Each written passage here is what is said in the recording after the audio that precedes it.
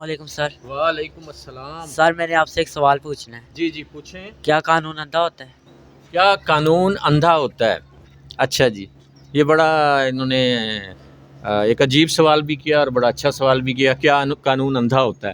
اچھا، آپ نے دیکھا ہوگا بچوں، کبھی عدالتوں کے باہر گئے ہوں گے نا، اگر کسی عدالت میں یا ٹی وی وغیرہ پہ دیکھیں یا فلم جب دکھاتے ہیں تو اس میں بھی دکھاتے ہیں، عدالت جب دکھاتے ہیں نا، ایک اسٹیچو ہوتا ہے اور اس کی آنکھوں میں پٹی بندھی ہوتی ہے، کہتے ہیں قانون اندھا ہوتا ہے.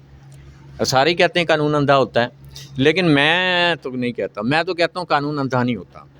قانون کی آنکھیں اتنی روشن ہوتی ہیں کہ وہ سمندر کی تہہ تک بھی دیکھ سکتے ہیں. قانون کی آنکھیں اتنی واضح ہوتی ہیں، اتنی شفاف ہوتی ہیں کہ قانون دور دور تک مجرم تلاش کر لیتا ہے. قانون ظالم اور مظلوم کو اپنی آنکھوں کے ذریعے دیکھ کے پہچان لیتا ہے کون ظالم ہے اور کون مظلوم. اس لیے اگر قانون اندھا ہوگا پھر انصاف کیسے ہو سکتا ہے؟ اس لیے میں تو یہی کہوں گا اور یہی بتاؤں گا، قانون اندھا نہیں ہوتا. غلط ہے یہ بات. قانون کی آنکھیں سب سے زیادہ شفاف ہوتی ہیں، سب سے زیادہ تیز ہوتی ہیں، اور قانون اپنی نگاہوں سے پہچان کر انصاف کرتا ہے. دیکھیں، جس معاشرے میں انصاف نہیں ہوتا نا، یا قانون کی حکمرانی نہیں ہوتی، وہ معاشرہ ترقی نہیں کر سکتا. اب امریکہ نے، برطانیہ نے، فرانس نے، جرمنی نے، جاپان نے، اٹلی نے، انہوں نے کس طرح ترقی کی؟ وہاں قانون کی حکمرانی ہے. فرض کریں اگر آپ ایک وزیر اعظم کے بیٹے ہیں نا اور آپ نے گاڑی تیز چلائی ہے تو آپ کو بھی پولیس پکڑ لے گی. آپ ایک صدر کے بیٹے ہیں، اگر آپ نے کوئی جرم کیا ہے تو آپ کو بھی گرفتار کریں گے. وہاں کوئی صدر، کوئی وزیر اعظم، کوئی بڑا، کوئی چھوٹا، کوئی امیر غریب، کوئی جرم کرے گا یکساں اس کے ساتھ انصاف کیا جائے گا. یہاں تو ہمارے بدقسمتی سے یہ ہے نا جی کہ ہمارے یہاں تو امیر غریب کا انصاف ہوتا ہے نا جی، الگ الگ انصاف ہے.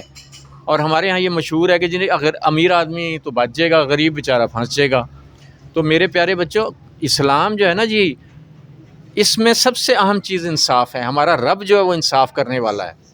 اگر یہاں کوئی بچ بھی جائے گا نا جی انصاف سے، تو وہاں وہ پکڑا جائے گا اللہ کی عدالت میں.